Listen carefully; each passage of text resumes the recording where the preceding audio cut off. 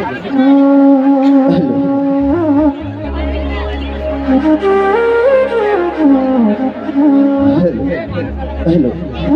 करा सर्वांनी एक वेळा हात वरती करा. माऊलीचा गजर करू, भारुडाला सुरुवात करू. करा सर्वांनी हात वरती करा. वा वा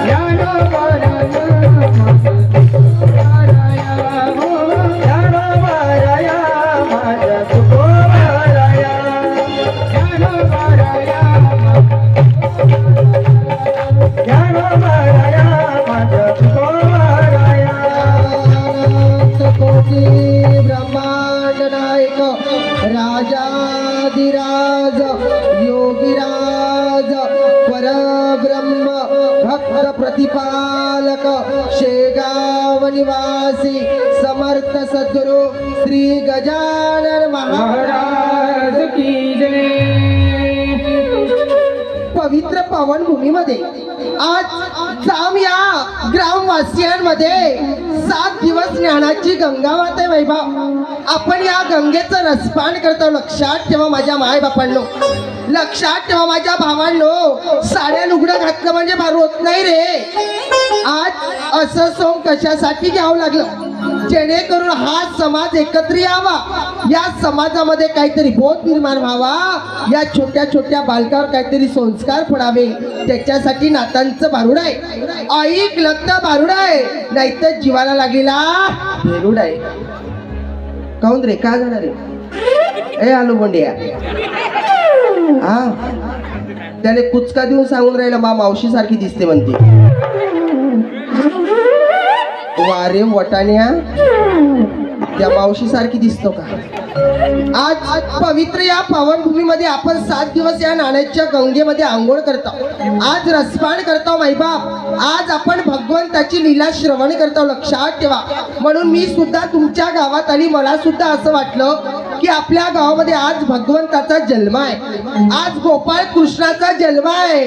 म्हणून जसं की त्या वृंदावनामध्ये त्या गोपाळ कृष्णाच्या त्या 5 राज्यातल्या 5 गवळणी गेल्या होत्या बाईबाप. त्या भगवंताची लीला घेण्यासाठी, भगवंताचं दर्शन घेण्यासाठी. म्हणून मी सुद्धा तुमच्या गावात आली बाई, मी सुद्धा तुमच्या गावात आली. अय बाजी कमी पा जराशे. अ बाजी पाय ना, बुड्यानं 2 वेळा चष्मा काढू काढू कायच करावं बाई. बरे आहे, तोंडावर फडकं झाकताना खालून मिस कॉल सोडता. मी सुद्धा तुमच्या गावात आली. मला सुद्धा असं वाटलं आपण या गावात गेलं पाहिजे. आपण सुद्धा या गावातल्या या ग्रामवासियांचं मन मोहित केलं पाहिजे. म्हणून मी सुद्धा तुमच्या गावात आली. पण एकटीच नाही आली बाई, एकटीच नाही आली. आणि बाईच्या जातीनं घराच्या बाहेर जाताना कधी एकटं जाव, पण जायचं का, जायचं का? पाहिलं कशी पाहून राहिली ते. तिला धक्का लावा जरासा. आली त्याची चकचक पाहून राहिली. काय दिसते हो माय, म्हणत असं गौरी फुटल्यासारखी. आजी 2025चं मॉडेल वय, कायच करावं. भाऊजी मोठी साजरी हसताजी तुम्ही. भाऊजी कसे खालतं मान दिसत नाही तर वरतं मान करू करू पाहून राहिले. मा किती गोड हसते हो बाई. असं वाटते मावशी, असं वाटते कच्च कच्च यायचे मुख्य घ्या. काहीच करा बाई. म्हणून मी सुद्धा तुमच्या गावात आली बाई, पण एकटीच नाही आली. लक्षात ठेवा, आम्ही सुद्धा 5 जणी आलो. किती जणी? माग कोणीच नाही, पाहू नका. आम्ही सुद्धा 5 जणी आलो. त्या भगवंताचं मन मोहित केलं होतं त्या गवळीनीनं. तशावेळी मी सुद्धा तुमचं मन मोहित करून जाणार, पण ते कशा पद्धतीत जाणार मी तुम्हाला इथेच दाखवून देणार मायबाप. म्हणून आल्या 5 गवळणी 5 रंगाचा शिंगार करून 5 रंगाचा शिंगार करून आल्या 5 गवळणी आल्या 5 गवळणी 5 रंगाचा शिंगार करून 5 रंगाचा शिंगार करून 5 रंगाचा शिंगार करून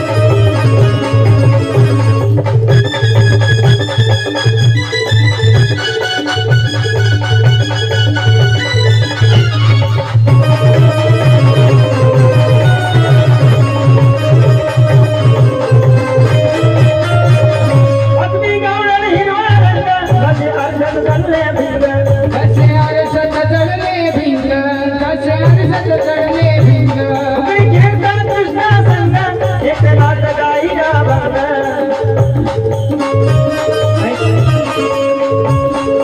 आल्या ऐका आल्या पाच गवळणी ऐका आल्या पाच गवळणी पाच रंगाचा विचार करोनी पाच रंगाचा विचार करोनी पाच रंगाचा विचार करोनी